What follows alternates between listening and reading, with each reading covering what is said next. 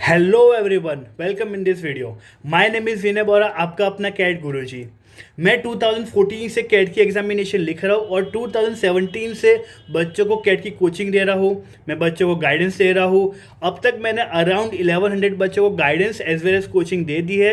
And in 2022 में I am planning for 1500 plus student. इस this video में हम बात करने वाले हैं कैट 22 एग्जामिनेशन के लिए, जिन्होंने कैट 21 एग्जामिनेशन लिख ली है और वो कैट 22 रिपीट करने वाले हैं। अब आप कैट एग्जामिनेशन रिपीट क्यों कर रहे हैं? क्या रीज़न हो सकता है आपका? नंबर वन, आपका परफॉर्मेंस वेल नहीं है, आपके फंडामेंटल्स क्लियर नहीं थे, इसलिए आपने कैट 21 में अच्छा स्कोर नहीं किया और आप सोच रहे हो कि अब कैट 22 में अपने फंडामेंटल्स अच्छे करोगे और फिर 22 लिखने वाले हो। नंबर टू, आपके फंडामेंटल्स तो अच्छे थे बट आप एग्जाम के ड्यूरिंग पैनिक कर गए, आपने चीज़ें सही नहीं की, आपने बहुत सारी वहाँ पे गड़बड़ कर दी, उसकी वजह से आपके कैट 22 में एग्जामिनेशन में अच्छा स्कोर नहीं आया और आप अभी सोच रहे हो कैट 22 एग्जामिनेशन देने का। नंबर थ्री, आपके फंडामेंटल्स भी अच्छे हैं, आपने पैनिक भी नहीं किया बट जितना आप चाहते थे उतना स्कोर नहीं आया। लेट से आपको 90 आया, 92 आया, 93 आया, बट आप 98 99 चाहते थे, एक अच्छी बी स्कूल चाहते थे जो आपको ये स्कोर पे आपको लग रहा है कि आपको नहीं मिलने वाली है, इसलिए आप कैट 22 एग्जामिनेशन के लिए जा रहे हैं। तो कैट 22 एग्जामिनेशन जाने से पहले आपको क्या क्या चीज़ों का दिमाग में ध्यान रखना है, हम उस बारे में इसमें वीडियो में बात कर लेते हैं। नंबर वन, एक अच्छी कॉलेज की डेफिनेशन क्या है? तो मैंने कॉलेज को कुछ अलग अलग कैटेगरी में डिवाइड किया, पहले उसकी डिस्कस कर लेते हैं। सबसे पहले एक बहुत अच्छी कॉलेज, एक top P school of India की अगर हम बात करें, जैसे आईएम्स हो गई, अहमदाबाद, बेंगलोर, कलकत्ता हो गया, एक्स रे जमशेदपुर हो गया, आपका आईएफटी हो गया, एफएमएस हो गया, एसपीएन हो गया, जेबीआईएमएस हो गया, ये सारी कॉलेज को उस कैटेगरी में रखा क्यों जाता है? भले इनकी फीस आपकी 20, 22, 25 लाख भी हो, बट आपको एट दी एंड एक अच्छा पैकेज मिल रहा है। आपको 18 लाख एवरेज मिल रहा है, 19, 20 लाख मिल रहा है। उससे भी ज़्यादा अच्छी बात है कि आपको एक अच्छी कंपनी में एंट्री लेवल पे बहुत अच्छा पैकेज मिल रहा है ताकि आप आगे जाके अच्छा ग्रोथ कर सको। तो डेफिनेटली ऐसी कॉलेज चाहिए तो आपको 98, 99 स्कोर करना पड़ता है उनकी रिस्पेक्टिव एग्जामिनेशन के लिए, तब जाके आप वो कॉलेज अचीव कर सकते हो। नंबर टू की कॉलेज है जो अच्छी कॉलेज कंसिडर की जाती है, जैसे कि कॉलेज जो आपको अराउंड 15 लाख के आसपास पैकेज दे, 14-15 लाख के आसपास पैकेज दे, जिनका फीस भले ज़्यादा है लेकिन आप इन्वेस्ट करने से डरोगे नहीं, क्योंकि आपको पता है कि आपको 13, 14, 15 लाख का प्लेसमेंट मिल जाएगा और वो प्लेसमेंट आगे जाके आपका अच्छा ग्रोथ देगा। तो ऐसी कॉलेज के लिए आप टारगेट करोगे। नंबर थ्री, जो डिसेंट सी ठीक ठाक कॉलेज है जो आपको भले फीस ले रही है बट कोई 10 लाख, 11 लाख, इवन 12 लाख जितना प्लेसमेंट दे रही है, तो उन कॉलेज में जाने के लिए आप दो बार सोचोगे कि आप अगर 20 लाख इन्वेस्ट कर रहे हो, उसके सामने कहीं पे आपको 10 लाख एवरेज मिल रहा है, कहीं पे 11 मिल रहा है, कहीं पे 12 मिल रहा है, तो क्या ऐसी कॉलेज में जाना चाहिए? जैसे केजे सोमैया हो गया, गोवा इंस्टीट्यूट ऑफ मैनेजमेंट हो गया, आपका तापमी हो गया, ग्रेट लेक्स हो गया, फोर हो गया, ऐसी कॉलेज में आपको फीस तो भरनी है बट सामने रिटर्न कितना आपका, किसी का 11 है, किसी का 12 है, किसी का 10 है। तो ये सारी कॉलेज आपको कहाँ से मिलनी शुरू होती है? From 80 percentile onward. 80 से नीचे अगर कैट 21 में आए तो आपको सोचना ही नहीं है किसी कॉलेज में जाने के लिए।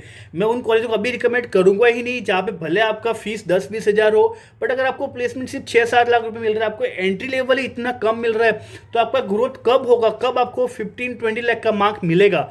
तो ऐसी कॉलेज में जाने का सेंस नहीं बनता है, क्योंकि एमबीए आपकी चॉइस है, कोई कंपल्शन नहीं है, कोई आपको फोर्स नहीं कर रहा है एमबीए करने के लिए। अगर फोर्स कर रहा है तो बात अलग है, लेकिन एमबीए आपकी चॉइस होनी चाहिए। आप 2 साल इन्वेस्ट करने वाले हो, आप पैसे इन्वेस्ट करने वाले हो, तो ऐसी कॉलेज हमें पकड़नी है जो आपको एटलीस्ट 10-11 लाख दे, वहां से शुरू करके 18-20 लाख के तक जा सकते हो। अब यहाँ पे आपको देखना कि आपका लेवल कहाँ पर है। कोई कोई बच्चा ऐसा होता है कि जिसको केजे मिल रहा है, गोवा इंस्टीट्यूट ऑफ मैनेजमेंट मिल रहा है, तो वो बच्चा हैप्पी है क्योंकि उसको पता है कि उसका लेवल ये कॉलेज का है, उसको मिल रहा है और ही इज़ हैप्पी, ही और शी इज़ हैप्पी, उसको 10-11 लाख प्लेसमेंट मिल जाएगा और ही शी इज़ हैप्पी, कंफर्टेबल। अगर लेकिन कुछ बच्चे ऐसे हैं जिनको न्यू आईएम्स भी मिल रही है, दूसरी अच्छी कॉलेज मिल रही है, बट उनको तो ओल्ड आईएम्स ही चाहिए, उनको चाहिए एफएमएच चाहिए, उनको आईएफटी चाहिए, उनको जेबीआईएमएच चाहिए, तो उनके लिए उनको बहुत ज़्यादा मेहनत करनी पड़ती है। तो इसलिए बच्चा कैट 22 के लिए जा रहा है। तो आई गेस आपको ये चीज़ तो क्लियर होगी कि आप कैट 22 के लिए क्यों जा रहे हो। आपके अपने पर्सनल रीजन है, या तो आपको बहुत अच्छी कॉलेज चाहिए, वो नहीं मिल पा रही 21 के थ्रू, या आपको डिसेंट सी कॉलेज चाहिए, वो भी नहीं मिल पा रही है, और आपके 80 परसेंटाइल से भी कम है।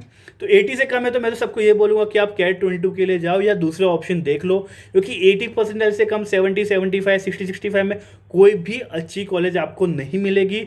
2 साल इन्वेस्ट करने का सेंस नहीं बनता है।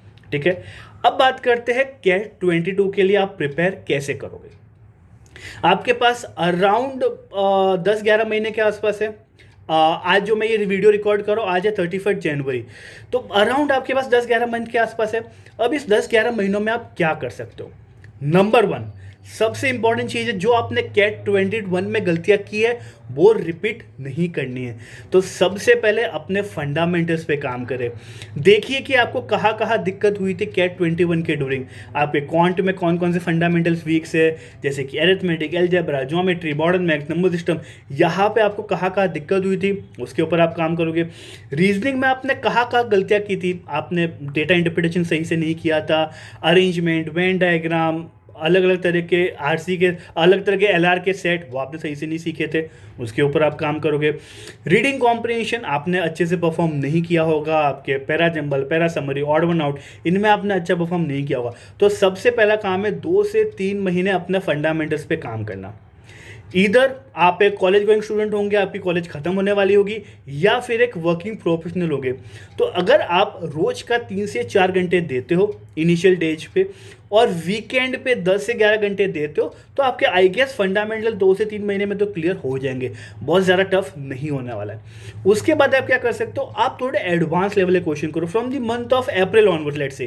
तो अप्रैल, मई, जून के आसपास आप एडवांस क्वेश्चन करो, आप थोड़े लेवल 2 के क्वेश्चन करो, आप थोड़े टफ क्वेश्चन करो, आप अपने आप को चेक करो कि आप कहाँ स्टैंड करो, कि आपने ऑलरेडी कैट 21 लिख ली है, अभी सिर्फ आपको देखना है कि आप कहाँ स्टैंड कर रहे हो। एडवांस लेवल के क्वेश्चन करोगे, थोड़े टफ क्वेश्चन करोगे, आपको आइडिया आएगा। आप सेक्शनल टेस्ट लिखोगे, आप टॉपिक वाइज टेस्ट लिखोगे, that will give you the idea कि आप कहाँ स्टैंड कर रहे हो।